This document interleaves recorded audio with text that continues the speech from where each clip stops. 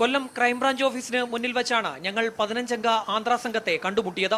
Police station എന്ന് തെറ്റിദ്ധരിച്ച് crime branch ഓഫീസിൽ പരാതിയുമായി എത്തിയതായിരുന്നു ആന്ധ്രാ സംഘം. ഇവരുടെ പരാതി കേട്ടാൽ ഓരോ മലയാളിയും ലജ്ജിക്കും. വിൽപ്പനയ്ക്കായി കൊണ്ടുവന്ന ഇവരുടെ ചൂല് നോക്കുകൂലി നൽകാത്തതിന്റെ പേരിൽ CITU പ്രവർത്തകർ പിടിച്ചെടുത്തു.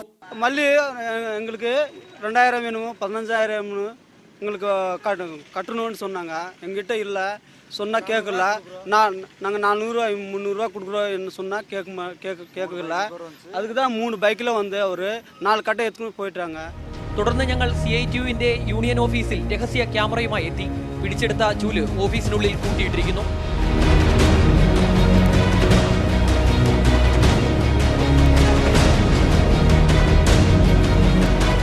ഇറക്കുകൂലി നൽകാത്തതിനാലാണ് തർക്കമുണ്ടായതെന്ന് CITU നേതാക്കൾ വിശദീകരിച്ചു.